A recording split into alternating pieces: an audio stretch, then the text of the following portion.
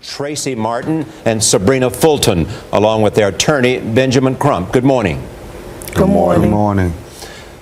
Obviously, this is something that you have wanted to hear for a long time. Now that you have heard it, now that the special prosecutor has spoken, what is your reaction and what do you want us to understand about your feelings? We are, overwhelmed that he was arrested, because this is what we've been fighting for 44 days, and we were just excited to hear that he was arrested.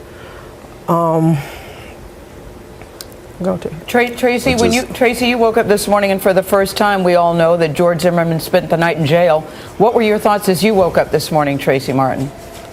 I felt a little bit at ease knowing that he had been apprehended, that he had turned himself in, and knowing that he wouldn't be able to possess a firearm after being arrested anymore, knowing that he wouldn't be able to take another 17-year-old's life.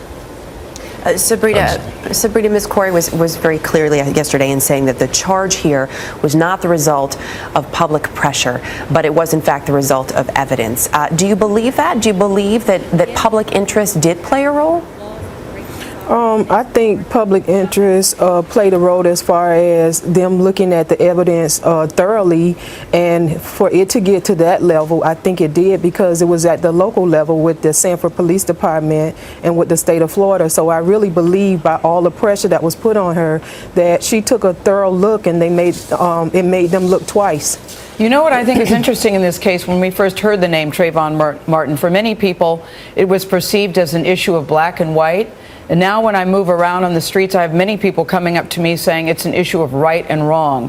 What is the message that you all want to send to the public? Because, as you know, there are two sides to every story. Zimmerman's attorney has indicated he plans to plead not guilty. His brother was on CNN last night, so there are two sides to this story. And what is the message that you want people to know?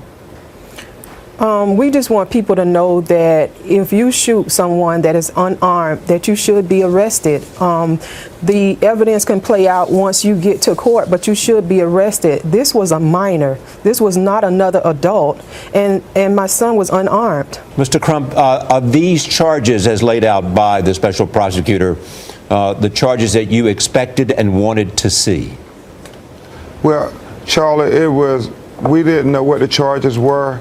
Angela Corey's office told us they were going to look at the evidence fairly and impartially, and we knew from day one that there was enough evidence there to arrest them, and the only question in our mind was, what was the charges going to be? And the fact that she charged second-degree murder was telling, because that meant her and her experienced team of attorneys looked at this evidence, and they said they had what they believe enough to get a conviction on second-degree murder. And that speaks volumes, because we've said all along that Trayvon was simply trying to go home, Charlie, and for him to stalk him, that's just not right, and that plays into the elements of the crime that they have charged him with. As you move forward, obviously there's a long road ahead here. There is the question of what happens if George Zimmerman is not in fact convicted of second-degree murder.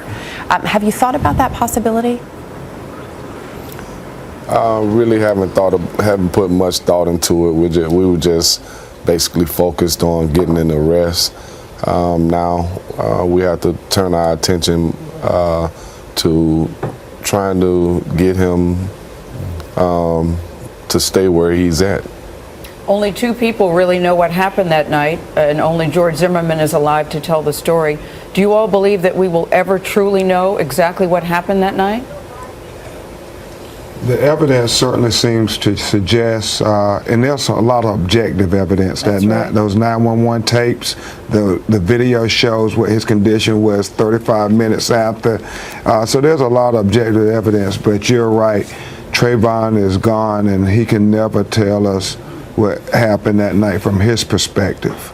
All right, Sabrina, thank you. I want to close with you, Sabrina, because I want to know, as a mom, what you miss most about your son. I miss his smile, and I miss him kissing me. Yeah, I can totally understand that. Thank you. Thank you for joining us this morning. Thank you. Thank you very much, Tracy and Sabrina and Ben.